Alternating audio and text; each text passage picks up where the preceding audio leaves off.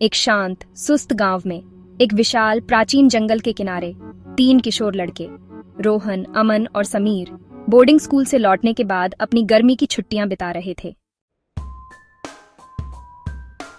अधिकांश बेचैन किशोरों की तरह वे ऊब गए थे और कुछ रोमांचक करने के लिए उत्सुक थे।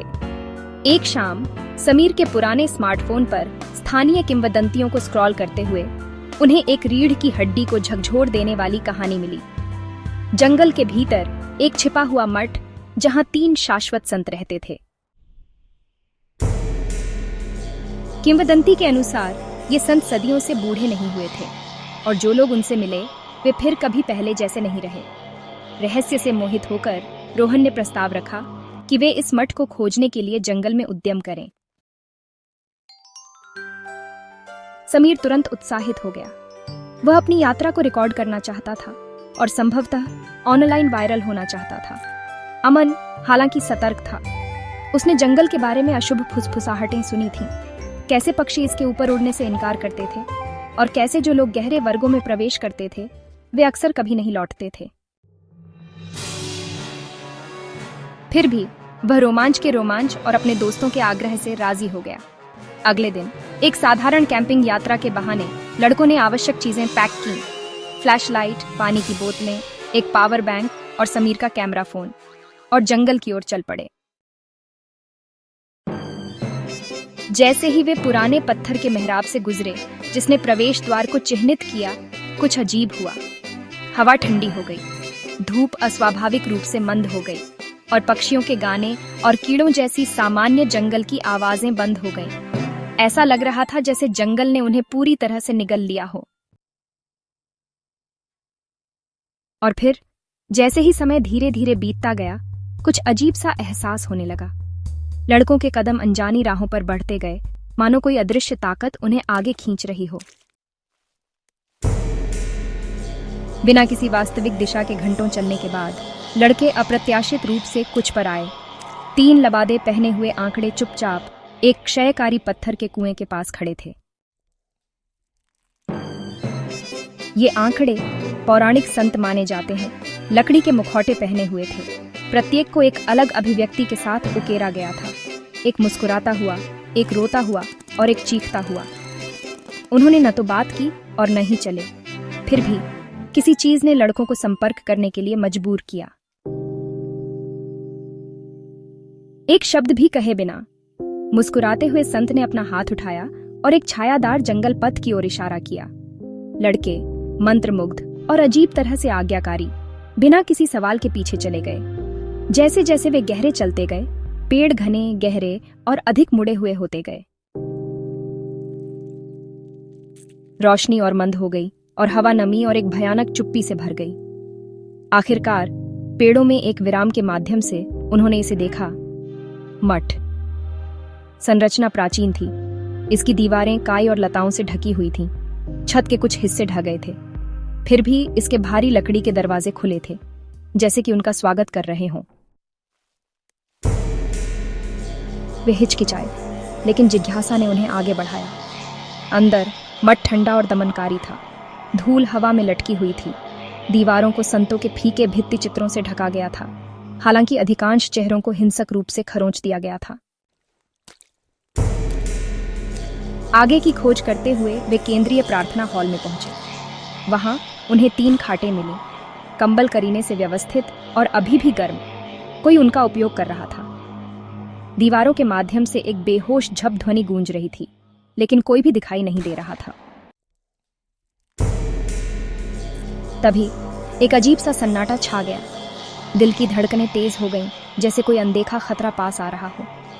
हर कोना अब डरावना लगने लगा और हर परछाई में कोई छुपा हुआ रहस्य महसूस हो रहा था। अचानक मुख्य दरवाजा धड़ाम से बंद हो गया, जिससे वे चौंक गए। उनकी फ्लैशलाइट टिमटिमा रही थी। कुछ बदल गया था। वातावरण रहस्यमय से भयानक में बदल गया। दीवारों पर बनी पेंटिंग काली स्याही रोने लगीं, जो खरोंचे हुए संतों की आंखों से बह रही थीं। एक ठंडी फुसफुसाहट हॉल में गूंज उठी। तुम बिना विश्वास के क्यों आए? घबराहट फैल गई। उन्होंने जाने की कोशिश की, लेकिन दरवाजे टस से मस नहीं हुए। गलियारे एक भूल भुलैया की तरह एक दूसरे में वापस चले गए। तभी रोता हुआ संत उनके सामने प्रकट हुआ, इस बार बिना मुखौटे के। उसका मुंह सिला हुआ था और उसकी उपस्थिति ने दुख और डर को विकीर्ण किया। उसने एक हड्डी वाली उंगली उठाई और रोहन की ओर इशारा किया। लड़कों के डर से रोहन का शरीर जमीन से ऊपर उठने लगा। उसने मदद के लिए चीखा, लेकिन छायाएं उसकी टांगों, उसकी छाती और उसकी आंखों में रेंगने लगी। एक भयानक क्षण में उसे फर्श में खींच लिया गया। पूरी तरह से गायब हो गया, जैसे कि पृथ्वी ने उसे निगल लिया हो। उसकी चीखें कई सेकंड तक गूंजती रहीं, फिर रुक गईं। केवल चुप्पी बची थी। समीर और अमन डर से लकवाग्रस्त हो गए, लेकिन इससे पहले कि वे प्रतिक्रिया कर पाते, मुस्कुराता हुआ संत प्रकट हुआ। उसने एक प्राचीन स्क्रॉल पकड़ा जो अपने आप खुल गया, जिसमें समीर का पूरा नाम टपकती हुई काली स्याही में लिखा हुआ था।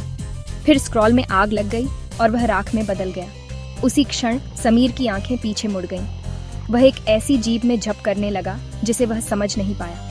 दीवारों से स्याही उसकी ओर बढ़ी और उसकी आंखों में प्रवेश कर गई। उसका शरीर ढीला पड़ गया, फिर एक कठपुतली की तरह सीधा खड़ा हो गया। वह मुड़ा, भावहीन और संतों में शामिल हो गया। उसकी आवाज अब चुपचाप झप के साथ एक हो गई। अमन अब अकेला और कांप रहा है, अंतहीन गलियारों से भाग गया।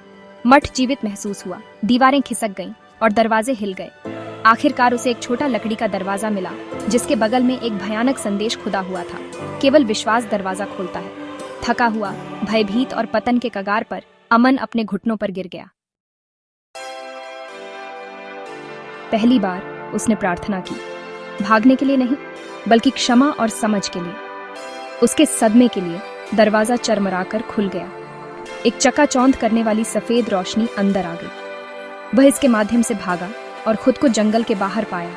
हाँफ रहा था, जैसे कि जंगल ने उसे थूक दिया हो। दिन बीत गए। रोहन और समीर को लापता घोषित कर दिया गया। अमन ने कभी किसी को नहीं बताया कि उस रात वास्तव में क्या हुआ था। वह जानता था कि कोई उस पर विश्वास नहीं करेगा। सालों में वह एक सामान्य जीवन में लौट आया, लेकिन आघात बना रहा। रात में उसने मठ के सपने देखे। उसने हॉल में खड़े 3 संतों को देखा और हर सपने में संत स्पष्ट होते गए। एक रात उसने अपने सपने में कुछ भयानक देखा। 2 नकाबपोश संतों ने अब अपने दोस्तों की वस्तुएं धारण की। समीर के लाल स्नीकर्स, रोहन की घड़ी। संत अब उसके दोस्त थे, गए नहीं, लेकिन बदल गए। और सबसे बुरी बात, अभी भी एक मुखौटा बचा था, खाली, इंतजार कर रहा है। अमन तब समझ गया, जंगल ने उसे जाने नहीं दिया था। इसने बस उसे समय दिया था, याद करने का समय, लौटने का समय, या इससे भी बदतर, एक बार फिर अपने विश्वास को भूलने का समय। जिज्ञासा बनाम विश्वास। लड़के एक जिज्ञासु लेकिन अनादरपूर्ण रवैये के साथ जंगल में प्रवेश करते हैं। संत या जंगल के भीतर की संस्थाएं उन लोगों को दंडित करती हैं जो श्रद्धा के बिना पवित्र स्थानों पर आते हैं। तुम बिना विश्वास के क्यों आए? एक केंद्रीय रूपांकन के रूप में कार्य करता है। यह सुझाव देता है कि सम्मान के बिना आध्यात्मिक की अंधाधुंध खोज विनाश की ओर ले जाती है।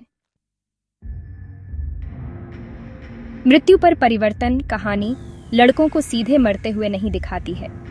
इसके बजाय वे अलौकिक तत्वों द्वारा अवशोषित, रूपांतरित हो जाते हैं। यह मृत्यु से भी अधिक भयानक है। इसका तात्पर्य पहचान और आत्मा का नुकसान है, कुछ अंधेरे और शाश्वत का हिस्सा बनना। प्रार्थना और मोक्ष की शक्ति। अमन का प्रार्थना का ईमानदार क्षण ही उसे अंततः भागने की अनुमति देता है। यह कार्य दिखाता है कि विश्वास भले ही देर से हो, मोक्ष प्रदान कर सकता है। लेकिन जंगल अभी भी अपना निशान छोड़ जाता है, जैसे कि यह कहना हो, आप बच सकते हैं, लेकिन आप कभी भी स्वतंत्र नहीं होंगे। समय, विरूपण और भ्रम। जंगल समय और स्थान के साथ खेलता है। गलियारे खुद को वापस ले जाते हैं, दरवाजे दिखाई देते हैं और गायब हो जाते हैं। यह तत्व प्रतीक है कि कैसे लोग अपने स्वयं के दिमाग, भय या पापों में खो सकते हैं, बाहर निकलने का रास्ता खोजने में असमर्थ हैं। मुखौटे और पहचान। प्रत्येक संत एक अलग अभिव्यक्ति पहनता है, खुशी, दुख और आतंक, विश्वास के भावनात्मक स्पेक्ट्रम और अज्ञात के साथ मानव टकराव को दर्शाता है। जब समीर एक संत बन जाता है तो ऐसा लगता है जैसे उसने अपनी पहचान खो दी है और एक मुखौटा विरासत में मिला है, उसका व्यक्तित्व मिट गया है। विदरवुड्स की फुसफुसाहट एक चेतावनी देने वाली डरावनी कहानी है कि कैसे अज्ञानता, पवित्र के प्रति अनादर और उथले रोमांच की तलाश के गहरे आध्यात्मिक परिणाम हो सकते हैं। यह न केवल अलौकिक आतंक की कहानी है, बल्कि मानवीय कमजोरी, विश्वास की शक्ति और अज्ञात के सामने विनम्रता को भूलने की शाश्वत कीमत की भी कहानी है। कहानी अस्पष्ट रूप से समाप्त होती है। अमन जीवित है, लेकिन आध्यात्मिक रूप से चिह्नित है, चाहे वह वास्तव में बच गया हो या सिर्फ एक विलंबित निंदा में जी रहा हो। यह दर्शकों पर छोड़ दिया गया है। मठ में अंतिम मुखौटे की तरह अभी भी इंतजार कर रहा है।